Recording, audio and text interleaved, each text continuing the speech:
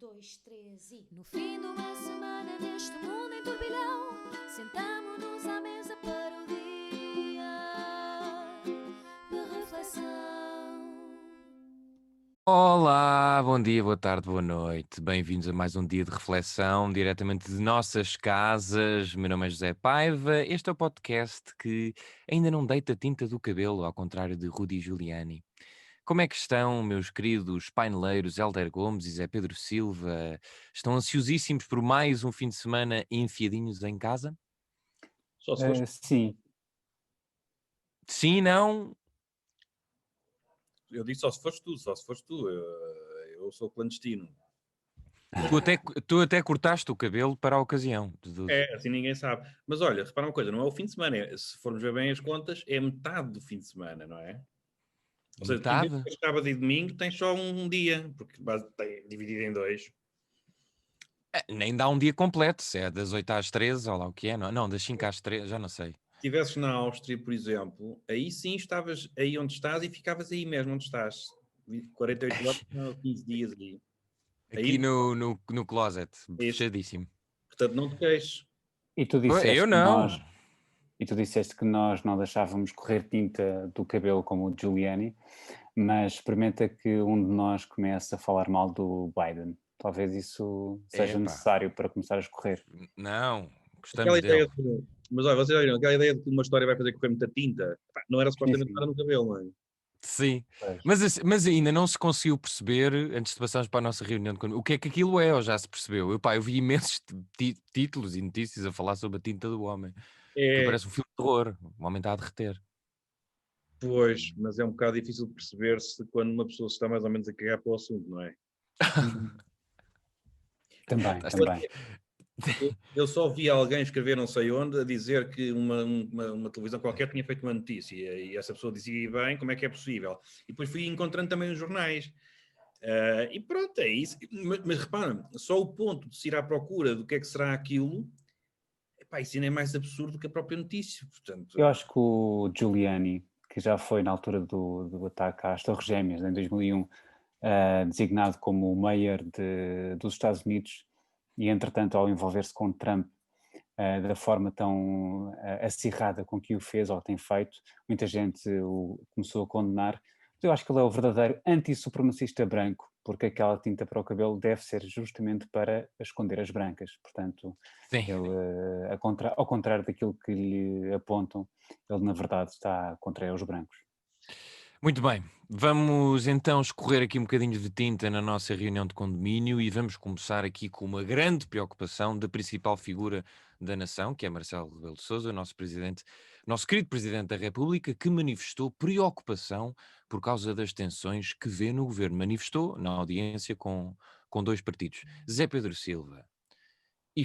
Esta preocupação de Marcelo pode ser contagiosa a todos os portugueses. Ou temos um governo seguro agora com esta renovação de um estado de emergência e com a discussão do orçamento de Estado na especialidade. O que é que também sentes tensão e preocupação, tal como Marcelo? Estás tão preocupado?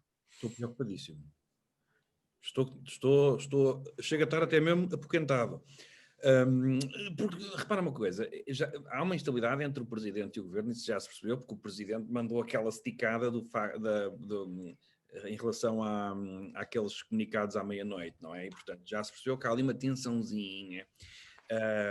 E, portanto, nós temos esta história, não é? Nós conseguimos estar mergulhados nesta crise sanitária e económica, como agora se diz, e vamos conseguir juntar uma crise política. Porquê? Porque nós não conseguimos falhar nestas alturas, não é? E, portanto, isso parece estar assim mais ou menos à porta, uma crise política. Mas aí, a apontar para já, ou a apontar para o verão, ou a apontar para a primavera? a crise já existe. Eles não se vão agarrar aos cabelos uns dos outros como na escola, não é? Quer dizer, portanto, a crise já existe este mal-estar, estas bocas, portanto, isto já é crise, já estamos nela, não é? Mas não vai começar ninguém à chapada. E, portanto, isto prejudica-nos porquê? Prejudica-nos duas coisas. Prejudica-nos a crise política, não é? A instabilidade, mal-estar, mas também o cansaço. E se calhar as coisas estão relacionadas. Eu ontem, quando estava a ver António Costa à saída do Conselho Europeu, ou a comentar o Conselho Europeu, assim aqui é, porque ele não estava a sair propriamente de um Conselho Europeu, Costa estava completamente de rastos. Ele tem aquele defeito que eu não posso dizer nada, porque eu também tenho, de comer as palavras. Mas ontem era uma coisa do outro mundo. E estava mesmo visivelmente estafado. Ora, as pessoas assim, com aquele nível de cansaço, não conseguem decidir bem e mais facilmente arranjam problemas. Isto é evidente em qualquer área. E, portanto, Costa não está a conseguir, já devia ter mudado ali no... Não quer mudar generais por razões só de... Porque uma vez disse que não se mudava generais a meio da guerra, mas podia não mudar, podia... Eu no lugar dele, eu acho que poderia 2 ministros, ou um ministro e um vice-ministro, fosse o que fosse, na saúde, quer dizer, portanto, porque neste momento é a pasta mais importante que há, e está lá aquela senhora coitada, já completamente também sem aguentar uma gata pelo rabo, e, portanto, ele vai tentar aparar-nos dos golpes, não é? E, portanto, tem que fazer o trabalho dele. Tem que preparar uma presidência europeia, uma presidência portuguesa Já agora no início do ano, não é? em 1 de janeiro.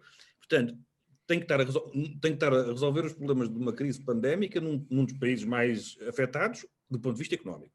Do ponto de vista sanitário, enfim, não é bem assim. Mas do ponto de vista económico. Porquê? Porque somos um país pobre, portanto, mais problemas terá. Portanto, tem que estar a resolver isso. Tem que estar a fazer de Ministro da Saúde, intervindo muitas vezes quando devia ser a sua ministra, mas ele vai lá porque não tem confiança. E depois ainda tem que fazer o seu trabalho, o Ministro da Saúde e a parte europeia. Portanto, isto é de doidos. Isto é de doidos. E tem que dar asneira. Quer dizer, porque ainda por cima não é um gênio. Se fosse, tudo bem, mas não é. E, portanto, já estamos na crise, já há mal-estar, já há bocas... E pronto, mas isto tinha que ser, não é? Quer dizer, nós não conseguíamos, mesmo o orçamento, também se está a ver a discussão que está a haver, era muito difícil que houvesse um centímetro de Estado de várias entidades, de vários partidos, e que se conseguisse fazer assim uma cena direitinha. Era muito difícil. Pegando aqui um bocadinho no que o José Pedro estava a dizer, Hélder, esta preocupação que José Pedro Silva, nosso senador do dia de reflexão, tem com a frustração ao cansaço de António Costa, por outro lado, os parceiros à esquerda, nomeadamente o Bloco de Esquerda, está, como mostrou esta sondagem do Negócios Correio da Manhã, afundou um bocadinho as intenções de voto. Portanto, temos um primeiro-ministro aparentemente cansado e os parceiros à esquerda também já a começar a acusar o desgaste. Portanto, isto começa a estar bom para a direita, ou não? Um primeiro-ministro visivelmente cansado. Eu acho que só Marcelo é que não acusa cansaço porque tem eventualmente superpoderes. Vamos ver como é que depois corre na campanha eleitoral para as presidenciais, mas António Costa, eu já respondi à tua pergunta, mas António Costa está visivelmente cansado. Aliás, todo o elenco governativo, sobretudo as pastas mais cruciais na gestão da pandemia, acusam um cansaço enorme, sobretudo nas figuras de topo. E isso é por demais evidente e é difícil até de esconder Deixa-me, isso. agora lembrei-me, o Ministro da Economia, eu ainda ontem estava a comentar isso, poderia ganhar, eu sei que é da Economia, mas a forma como ele comunica poderia ser mais vantajoso para o Governo, não sei, eu ainda ontem estava a ouvir uma entrevista e há alguma seriedade não estava muito, estou a falar de tom e de nível comunicacional, mas pronto, sendo de Economia será Mas difícil dar da mais... economia, mas da economia seria até uma das pastas Sim, que mais sim, claro. importa, para que mais importa agora olhar. E, portanto, eu também concordo. Eu acho que o Ministro da Economia tem uma capacidade de comunicação, não diria cristalina, porque acho que neste momento ninguém tem, mas seria uma boa bengala, no bom sentido, para cobrir um bocadinho ali o flanco, ou os flancos que António Costa vai deixando abertos.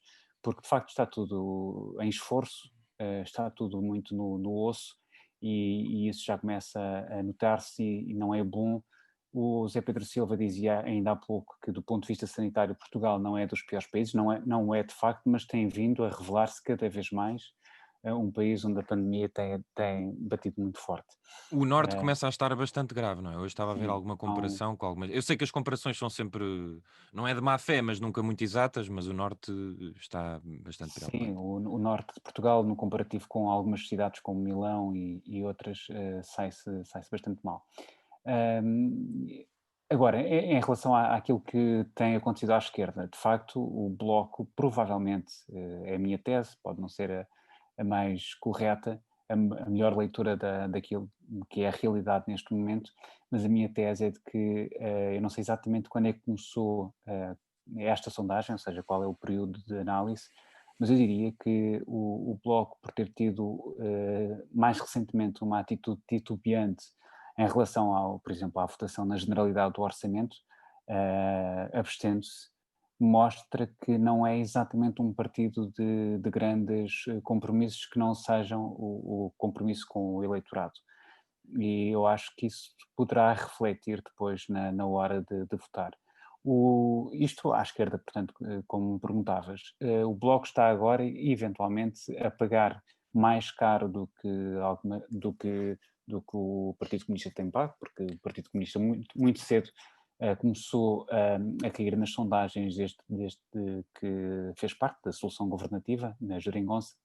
Eu acho que o Bloco vem agora um bocadinho mais tarde, mas também eventualmente virá a ter perdas eleitorais agora mais por causa de uma atitude menos assertiva do que, por exemplo, o PCP tem na votação do orçamento. Por isso, diz. Não, ia dizer que ainda teremos que ver os reflexos destas negociações entre o PSD e o Chega nesta sondagem, que acho que não estavam ainda contemplados, e isso será interessante também nos próximos tempos perceber. Pois, exato. Isso também será importante. O que a sondagem revela é que juntos não chegam para formar governo, para uma solução à direita, só entre esses dois partidos. Quer dizer, o CDS está, quer dizer, são migalhas, né, no fundo, quase neste momento. Eu tenho uma pergunta para os dois, porque o Zé Pedro falou na presidência É a presidência do quê?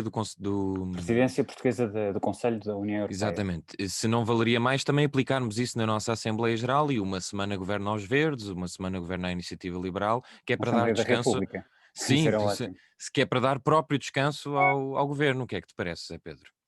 Parece-me absurdo. mas era um absurdo que nos ficava lindamente, nós damos bem para Sim. Mas estás a dizer, tipo, a nível do governo, não era? Portanto, sim. O governo durante 3 meses era... Olha, digo uma coisa, eu já vi isso encantador. Olha, estou a ouvir um bocadinho mal, não sei se mudaste o microfone ou não, mas o som estava... O microfone é o do computador, não me digas que se está a ouvir mal. Já esteve melhor, não sei o que é que fizeste, mas já esteve substancialmente melhor. Eu não fiz rigorosamente nada. Eu acho que até consigo ouvir umas cigarras ou uns grilos aí ao fundo, Zé Pedro. Confirmas? Não confirmo. Ok, então é da minha cabeça. E era isso que eu ia dizer, a partir do momento em que começamos a ouvir cigarras e grilos, pronto. Também é cansaço, isso também é cansaço. Acho que António Costa também está a ouvir cigarras. Olhem, vamos mudar de tema para uma coisa muito mais séria. Enfim, fui eu que sugeri e eu acho que este é o grande tema da semana. Parece que o Vaticano abriu uma investigação depois da conta oficial do Papa Francisco ter feito like num post de uma modelo brasileira. A modelo brasileira chama-se Natália Garibotto. A pergunta que eu... Natália Garibotto, a pergunta que eu tenho para o Helder é se o Papa não foi um pouco Garibotto neste caso, sendo que o Vaticano e a sua equipa de comunicação já vieram dizer que não é o Papa, que, ao contrário de Trump, isso até foi citado, ao contrário de Trump, não é ele que faz os tweets. Ele pode ter uma ou outra indicação, mas não foi a ele que lhe fugiu o dedo. Natália Garibotto. A questão é, isto tem muita graça, mas como é que... Sim, obrigado, Zé Pedro, por fazer aqui patrocínio à Natália. Como é que é possível uma coisa engraçada destas acontecer numa conta que eu presumo que seja hiper vigiada? Aparentemente não é hiper vigiada e deve ser... É na conta do Instagram, e o que ele fez foi, assim, ele, alegadamente, o Francisco, ou a pessoa que gera a conta de Instagram do Francisco. Eu acho que das duas uma, ou foi de facto o Papa e não há mal nenhum, e eles agora estão a abrir uma investigação ou a anunciar a abertura de uma investigação por uma coisa que não tem interesse nenhum. Mas o engraçado é abrirem uma investigação. Não, que investigação é que vão fazer? Não vão despedir uma pessoa, por amor de Deus. A questão é exatamente essa. Eu acho que primeiro se tivesse sido o Papa, eu acho que isso era um ótimo sinal. Sim. Até porque a modelo brincou com isso e acho que depois os mídias foram atrás da publicação que a modelo fez. E até, disse que tinha um lugar no céu, não é? Precisamente, e fez-lo com graça, e acho que isso é de valorizar. o que poderá ter acontecido, mas quer dizer, não é preciso uma investigação de envergadura para isto. O que poderá ter acontecido, se nós eventualmente eliminarmos a hipótese de algum ataque informático, não me parece também muito credível, mas se nós eliminarmos essa hipótese, o que poderá ter acontecido é que a pessoa que gere o Instagram do Papa Francisco deve ter enganado e, portanto, ao mudar para a sua conta pessoal, ou achava que estava eventualmente na sua conta pessoal e fez lá um gosto, um É que aprove. ainda por cima foi só um gosto, pá, nem fez um comentário, nem mandou ler a Bíblia, assim, percebes? Foi só um Eu, gosto, pá. eu até gostava que o próprio Papa pegasse no seu smartphone e começasse ele próprio a tentar encaminhar as pecadoras, se fosse essa a designação que ele atribuía a essas modelos gostosas, começasse a encaminhá-las no sentido da luz, no fundo. Pode ser isso. Ou Hum, se calhar elas sabem muito mais do que o Papa Pois. sobre a matéria e estão elas já próprias a caminhar em direção à luz. Zé Pedro Silva, eu dei conta aqui do evento que vai haver, começou, penso eu, ontem e vai até sábado, que é a Economia de Francisco, que vai reunir cerca de 2.500 jovens de todo o mundo em torno de questões como a família, o ambiente, a gestão do tempo e modelos gostosas no Instagram. Queria perguntar se vais ou não participar ou se terias algum interesse e se isto não representa também um avanço da própria Igreja Católica no que diz respeito, Mais pelo um, menos não às é? redes. Sim, sim, sim. Mais um. Olha, eu acho, a graça desta história é imaginar o Papa ou alguém por ele, ou o gestor das contas, a olhar para isto e a dizer a Vela Sorella, que é assim que eles falam lá, não é? Uma coisa, é das poucas instituições que consegue perfeitamente explicar isto, não é? Dizendo apenas foi um milagre. Pois. O milagre do like, o like imaculado, porque nós não carregámos no botão, apareceu. E, e depois há sempre uma coisa que em termos sonoros fica engraçado, que é dizer que foi Deus. Foi Deus.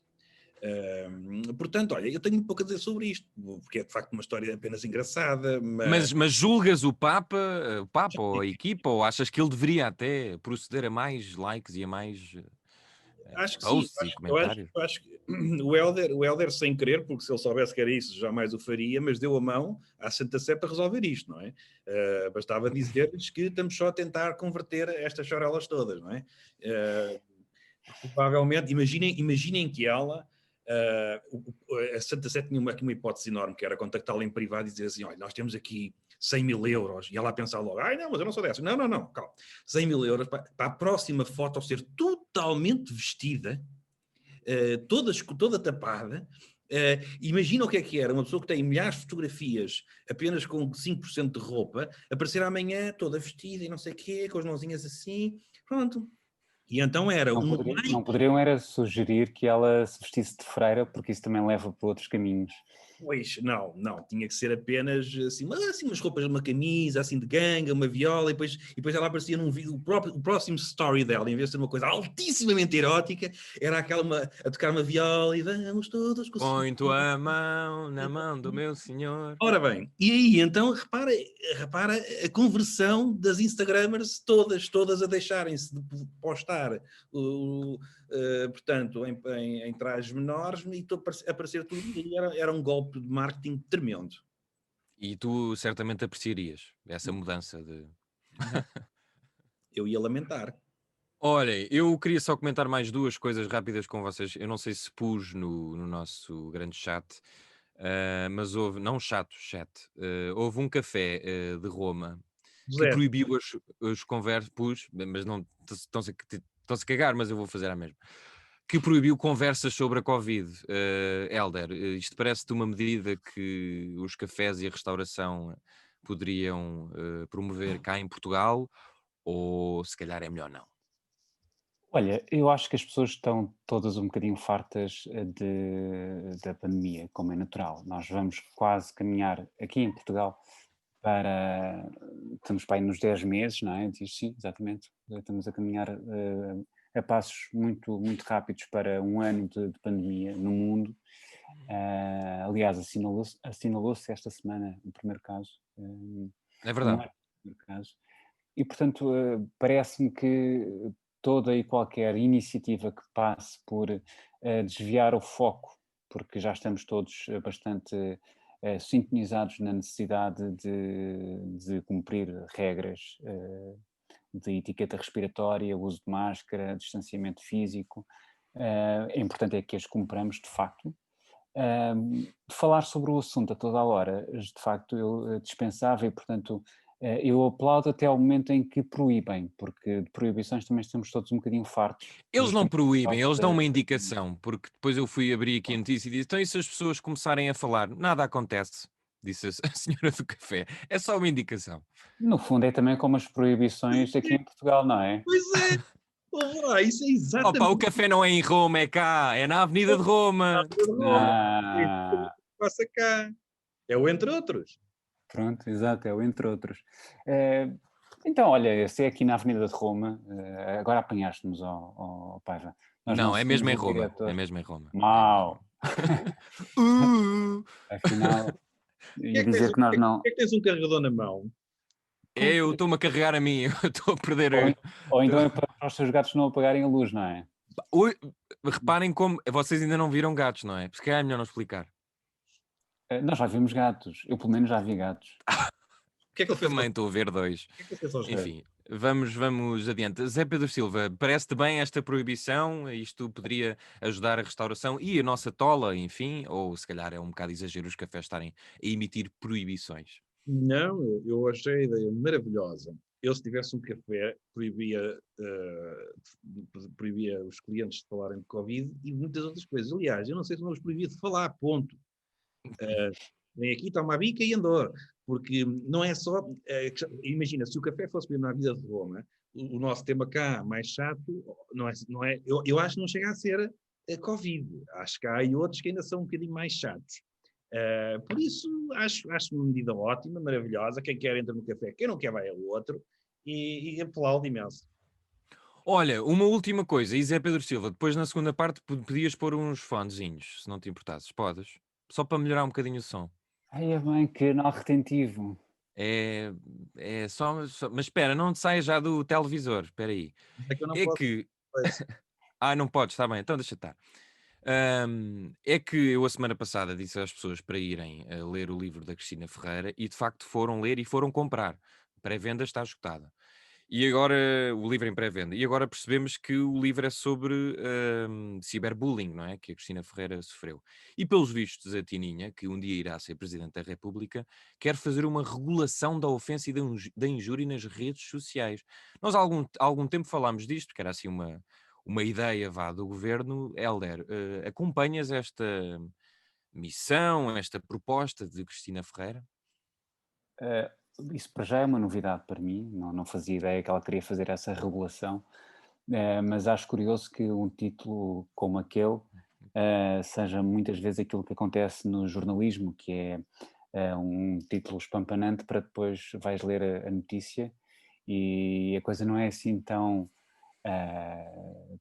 Vai, não é? É um clickbait, exatamente. É um clickbait literário e eventualmente ela estará a estrear-se nesse fenómeno que provavelmente já existe um pouco pelo mundo fora, mas a Cristina está Menos na imprensa falsa. menos na imprensa falsa que só escreve a verdade. Ou pelo menos a verdade inconveniente, no fundo, como o Al Gore, que não ganhou a presidência, mas ganhou pelo menos a autoria deste grande chavão da verdade inconveniente. Ainda que Zé Pedro Silva, não sei se partilha da preocupação tão elevada de Al Gore com as alterações climáticas. Sabem que há uma piada que se faz com o Al Gore, isto não tem nada a ver com a Cristina Ferreira, mas Força. que é em vez de o chamarem Al Gore, chamam-no Al Bore. Tão cansativo e tão... ele é em relação àquilo que escolheu e muito bem, como a sua luta. Agora, Em relação à Cristina e às intenções de andar a regular o discurso de ódio, é isso? Sim. Na internet. Sim. Pois, parece-me uma ocupação de alguém que, segundo sei, ou deixou já de ter, ou vai deixar de ter o programa na televisão. Pois parece que sim, dizem as más línguas. Nós agora somos umas alcoviteiras, já estamos a comentar coisas do. Mas eu gosto muito deste, Sim. apesar daquela introdução em relação ao Giuliani e depois do cansaço dos nossos políticos. Eu acho ótimo este statement que nós estamos aqui a fazer esta semana, que é, não vamos falar ou não vamos pronunciar-nos demoradamente sobre aquilo que ocupa o resto da atualidade e os restantes podcasts ditos de conversa política e de conversa e de comentários sobre a atualidade, e vamos agora falar de coisas de, como diria Zé Pedro Silva, lana caprina. Eu acho que também é preciso animar um bocadinho a malta. Claro que não concordo que seja a Cristina Ferreira a fazer essa regulação do discurso de ódio na internet, até porque ela não se chama Vieira da Silva e acho que essa pasta já está atribuída, a menos que ela queira, lá está, naquele modelo que tu sugerias, a menos que ela queira ocupar o lugar da ministra por algum tempo. Olha, aí está uma ideia, Zé Pedro, o próprio programa da Cristina ser no próprio Parlamento e aí poder regular facilmente as redes sociais. Eu sei que não és muito fã desta ideia, não é? Regular as cenas da internet, é isso que me dizes? Não me estão a ouvir? Sim, e agora estamos. De Alô? repente deixámos de ouvir, sim. Bom, isso, de certa forma. O que é que aconteceu aqui? Podes continuar. Pronto, é que diz aqui que a minha conexão de internet está instável. É o que me diz aqui o computador. Olha, estamos todos um bocadinho como a minha conexão da internet. Sobre a Cristina, eu de facto, essa questão do livro estar esgotado, eu passei num estabelecimento que vende livros. E estava lá esse. O que é que acontece? Já está! Saiu hoje, pois é. Eu pensei que ainda só estava em pré-venda. Desculpa. Carreguei aqui numa coisa qualquer, ok, já cá estou. E o que é que acontece? Estavam lá todos. Agora, dir-me-ão, tinham acabado de pôr. Está bem, admito que sim, mas estavam lá todos. Eu acho que estas coisas já vai para a segunda edição ou para a terceira e tudo isso é muito fácil de fazer. É que na primeira edição editas apenas 10. É isso. Em todo o caso, Cristina Ferreira... Não tires o mérito da minha sugestão do DDR, eu sou muito influente. Não, eu sei que sim, não estou nada a fazer como coisa E dela. Zé Pedro Silva foi-se embora outra vez. Mas é bom que ele reapareça, nós não temos conversa, Zé Paiva. Sim. A minha preocupação é que ainda para mais ele ficou de boca aberta. Ele ficou com uma cara ótima. Pronto, O que, Zé? Eu estou aqui, vocês não estão a ouvir então. Sim, agora estamos. Pronto, mas isto então vai ficar bonito depois na edição. Vamos encerrar este capítulo e se calhar fazemos novamente, já não sei como, olha, vou tentar falar um pouco com a minha conexão da internet, a ver se ela fica melhor. Aí, ok. Ora bem, Zé Pedro Silva, antes desta interrupção, estava-te a perguntar se tu achas que Cristina Ferreira deveria fazer o próprio programa da manhã no Parlamento, na Assembleia da República, e se, eu deduzo que não, mas se acompanhas esta regulação da internet que Cristina Ferreira está ansiosa por fazer, ou parece ansiosa. Chateia-me ter de dizer as coisas duas vezes. Isso não é um problema meu. Portanto, Cristina Ferreira sempre quis dar ali um pezinho na política, não foi? E portanto parece que está agora a dar assim o seu grande salto, começa assim a dar umas ideias e depois há de ir lá parar, isso sem dúvida. Mas tu queres dar de vez cabo do Parlamento. Mas eu estou contigo, porque primeiro quiseste fazer uma presidência do governo rotativa entre os vários partidos, agora queres Cristina Ferreira a fazer lá leis, enfim, já mesmo sem ser eleita, lá chegaremos. Portanto, eu acho que tu estás no bom caminho. Relativamente ao livro da senhora Cristina Ferreira, tu dizes que ele já esgotou, foi o que tu disseste, a primeira edição, não foi? Foi sim, senhora. Bom, eu passei num estabelecimento que vende livros, estavam lá esses, num escaparate todo assim mesmo, como quem diz, levem para o Natal, e estavam lá todos. Se me perguntarem, tinham sido acabados de pôr lá, é possível, mas estavam lá todos. Portanto, aliás, eu confesso que até olhei e disse assim, ai, que alegria. Embora eu, à conta do karma, não gosto nada de dizer estas coisas, mas senti uma certa alegria, porque uns corredores mais à frente estava outro livro com um escaparate muito idêntico, e era de quem? Era daquele filho do Tony Carreira, que eu não me lembro do nome, porque eu só aprecio o pai, mas era um O deles, David, o David. o David, pronto, tem um livro, e esse já estavam lá menos exemplares. E eu disse, olha, David Carreira, 1, Cristina Ferreira, 0, pronto, ali naquele estabelecimento.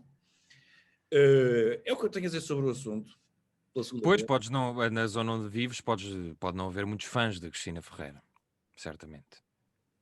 Pois, não, sim, talvez, não sei. Muito bem, vamos então para a nossa pissadeira vermelha. Eu começo a sentir falta dos nossos queridos separadores, mas Hélder, vais dar uma pisada a quem? E neste caso eu não faço mesmo ideia a quem é que vocês vão dar a pisada. O que É é verdade, curioso. já vai haver aqui sobreposição de pissadas. Olha, eu vou dar uma pisada no vice-presidente do Brasil, o Não posso. Hamilton. Também ias dar? Não. Epá, Ah, mas era altamente improvável que houvesse sobreposição nesse. Sim. mas pronto, eu até gostava. Quer dizer, não gostava porque depois algum de nós tinha de arranjar outra, assim, à campeão. Eu, como não sou campeão, tenho aqui uma que não está preparada, mas estou aqui a olhar para a imprensa brasileira e o vice-presidente Hamilton Mourão lamentou o espancamento de um homem, diz? Hamilton. Sim, chama-se Hamilton Mourão, sim, é um Mourão.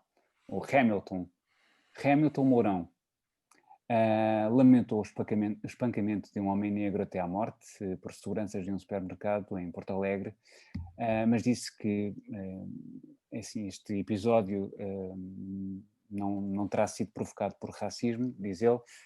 Não existe racismo no Brasil, foi uma coisa que ele até, aliás, repetiu, e é uma coisa que querem importar para o seu país. E eu acho que nós já falámos disto vezes sem conta.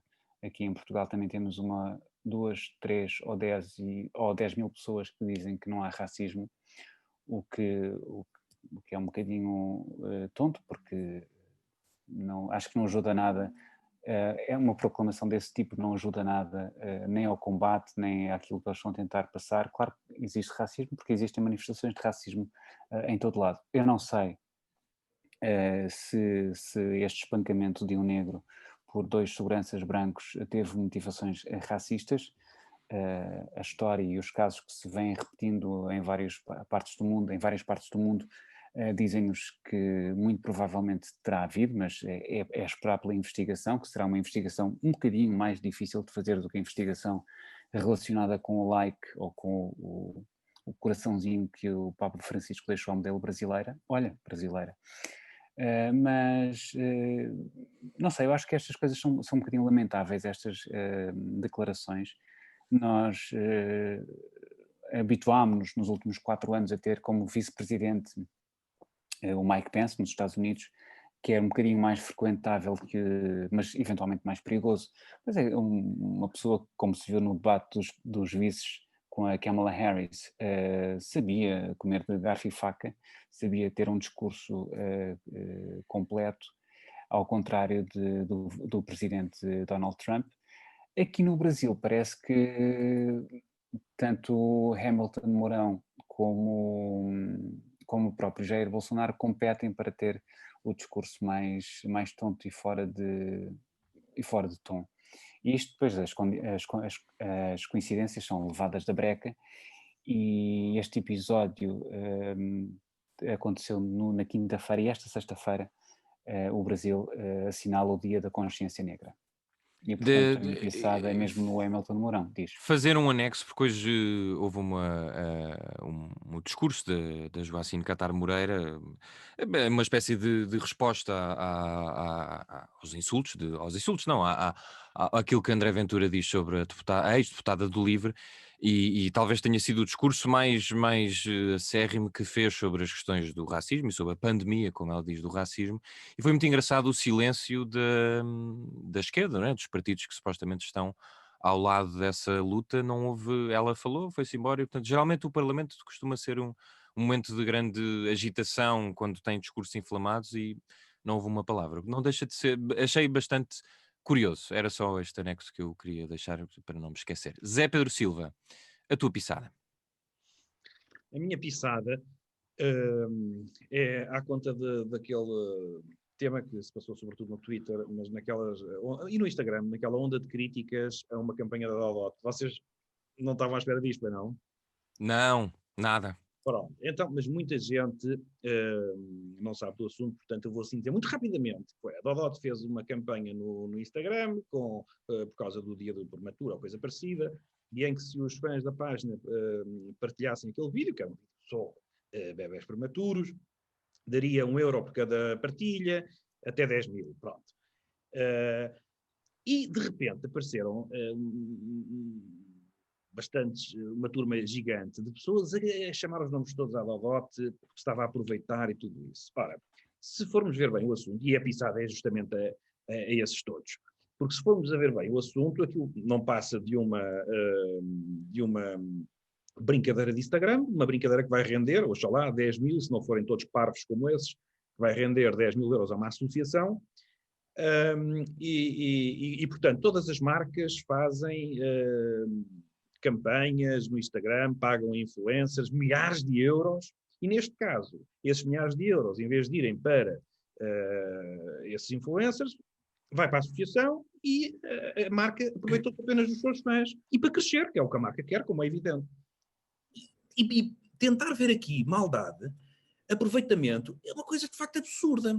E mesmo relativamente às imagens dos bebés, os bebés prematuros têm uma sonda para se alimentar e não há nada de mal nisso, há zero mal. E portanto, ver maldade nisso, ir contra, é de facto as pessoas já estarem à procura todos os dias, a esgravatar, para encontrarem qualquer coisa, para criticar e para se fazerem de bonzinhos, justos e honestos da sociedade. E de facto é muito cansativo. Se eu gostei da campanha, nem gostei, olha, não partilhei, por exemplo. Oxalá eles tenham 10.000 para partilhar. Eu não partilhei, eu não costumo partilhar aquelas coisas. Pronto, lá faço as minhas benfeitorias cá comigo, mas não partilhei aquilo. Mas daí a ir-se criticar e criar aqui o chamado barulho, não é? O que significa que, se calhar, outras marcas agora vão dizer, não, depois temos tudo nas redes sociais a dizer. Foi o que eles conseguiram. Conseguiram que algumas marcas, agora que pudessem fazer coisas semelhantes, não vão fazer. Ficam com medo desta turma. E, portanto, eu só queria dizer para se calarem. Não gostam, não partilham, sigam. Mas não há ali maldade. Eu não encontrei ali maldade nenhuma. E volto a dizer, quando as marcas todas juntas banjam milhões para Instagram, sem qualquer conteúdo. Antigamente, já uma vez falámos sobre isso, penso eu, antigamente as pessoas eram conhecidas porque eram grandes artistas, grandes escritores, grandes políticos, enfim, as pessoas tinham tinham qualquer passado, tinham qualquer coisa que faziam bem feita para se tornarem conhecidos e seguidos. Hoje em dia não. Hoje em dia são uns acéfalos, ou mostram o rabo, ou mostram os abdominais, e tornam-se de repente pessoas, não é? Sem um mínimo de trabalho, porque todas as outras tiveram que trabalhar para ser os grandes artistas, intelectuais, seja o que for. E, portanto, e lá está, e aí se nota que depois, quem tem alguma cultura, se calhar não se mete depois nisto. Estes têm que andar nesta terra queimada, não é? E por isso a minha pisada é essa malta toda, é para se calarem, para deixarem as marcas distribuir dinheiro pelas associações, sim, para terem mais fãs, sim, para fazerem publicidade, sim, para crescerem nas vendas, é óbvio. Um deles, vou terminar, conseguiu ir dizer que a Dodot fatura no mundo 13 bilhões. Para já, há uma grande diferença entre a Dodot internacional, multinacional, e a Dodot em Portugal. Mas, fora isso, se todas as marcas que têm esta faturação deixarem de esbanjar dinheiro em trampa e passarem a conseguir aproveitar os seus fãs e a pegarem 10, 20, 30, 40, 50 mil euros para dar às associações que não têm onde cair mortas, é só de aplaudir. Era isto. Pois, também acompanho um pouco dessa indignação porque as pessoas estão com muito tempo livre. Bom, quem também tem algum tempo livre e que eu vou criticar aqui de forma mais ligeira, porque também merece algum do meu respeito, nem que seja pela profissão que tem.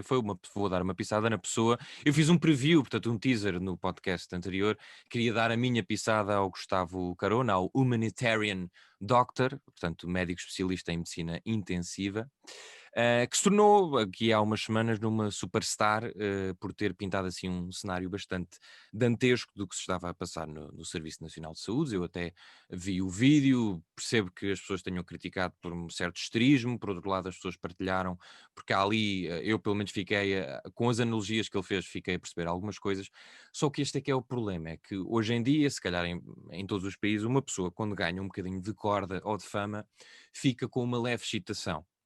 E, portanto, ele recusou ir Olha, eu juro que não estou aqui a fazer patrocinar a Cristina Ferreira, mas ele recusou ir ao programa da Cristina Ferreira para se expor mediaticamente.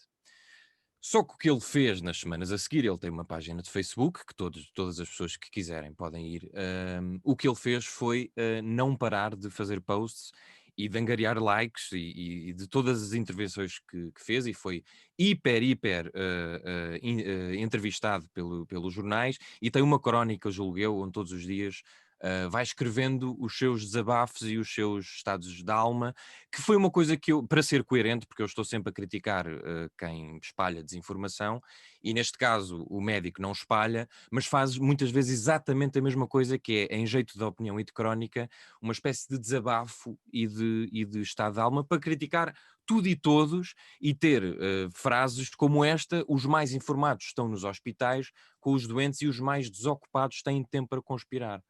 Eu sinto-me um bocadinho irritado, para não dizer ofendido, de ler isto. Quer dizer, só os médicos, o que ele está a dizer, e que eu não acredito que seja verdade e que os médicos pensem assim, é que só os médicos neste caso é que são os donos da razão. Portanto, o resto do povo, ou neste caso os jornalistas, não podem opinar nem podem dizer mais nada. E aquilo que ele critica muitas vezes dos comentadores às vezes até fala dos políticos que falam da pandemia, que deviam estar calados, ele está a fazer precisamente o mesmo. E muitas vezes nem a falar de ciência ou de medicina ou da Covid, está só a dizer o que lhe apetece. Eu não lhe quero retirar, por quem sois, retirar esse direito. E só uma última nota. Ele, há uns tempos, disse, lá está, há demasiados comentadores políticos a falar do que não sabem, falta experiência em comunicação aos médicos que agarrem o público para falar das questões da Covid. E ele fez o seguinte post: várias pessoas me têm perguntado qual a minha opinião sobre as vacinas da Covid. Atentem à segunda parte. Não sei bem porque me fazem esta pergunta, porque eu sou especialista em medicina intensiva. Pouco ou nada sei sobre as vacinas. E o que é que ele fez a seguir? Deu a opinião sobre as vacinas. Portanto, doutor Humanitarian Doctor, por favor, não faça aquilo que critica nos outros. Não custa assim tanto. Perde uns likes, perde um bocadinho de fama, mas pronto, fique só do lado bom da força. Está bem? Um abracinho. Olha, Está feito então. Diz. essa pisada é muito interessante, e olha que eu subscrevo, não? E não foi por tu teres subscrito a minha, digo-te já, mas eu subscrevo essa bastante. E deixa-me só dizer-te uma coisa: aquele vídeo que foi muito viral dele, eu vou-te dizer onde é que eu deixei e foi logo aos primeiros minutos, onde é que eu deixei de ouvir. Foi quando justamente, e aí acerta no teu ponto, quando ele começa a dizer que só nós é que sabemos, quem não sabe nada calce. Eu também não vou dizer ao Ronaldo como marca livres. Aí eu desliguei. Não ouvi mais nada, porque de facto essa basófia, que há um ou outro que aparece com ela. Mas são poucos, atenção.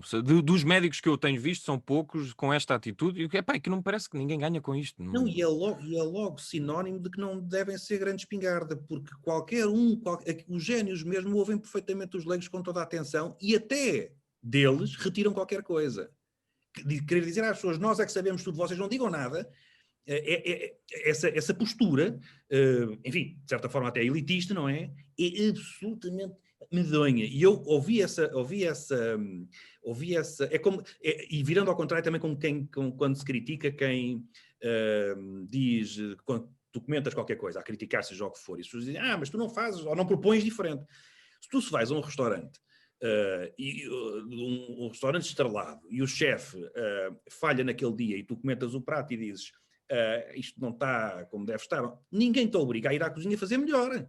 Tu apenas estás a fazer uma crítica, e a crítica é muito importante. O chefe é que ouve a tua crítica de leigo e tenta melhorar, ou percebe o que é que está errado, mas ouve. Ouve, tu não sabes, mas ele ouve-te e se calhar vai perceber qualquer coisa. Quem não quer ouvir é estúpido. Pode ter o PhD que quiser. Quem não quer ouvir é estúpido. E isso aí diz-nos um passado enorme de grandes cientistas e tudo. Aliás, recentemente há um cientista, eu agora não vou conseguir dizer quem é que foi, mas recentemente houve um que disse isso, houve um que disse que eu não sei nada e muitas vezes encontro soluções, ou há uma entrevista, eu digo no próximo que eu vou descobrir isto, mas que ele diz que muitas vezes é numa conversa circunstancial, banal, seja o que foi, tudo isso, que ele que lhe desponta qualquer coisa. Não sabemos nada, ninguém nada, por isso subscrevo completamente o que tu disseste. Não, e isto só para dizer, porque eu muitas vezes já critiquei aqui a atitude, às vezes, do Primeiro-Ministro ou do Governo de quase de pai tirano de estar-nos a dar na cabeça. Eu não preciso estar a ouvir um médico a dar-me na cabeça. E depois, só mesmo para terminar, ele nas dezenas de entrevistas que deu, disse uma coisa que eu achei incrível. Não é isto sobre os influencers.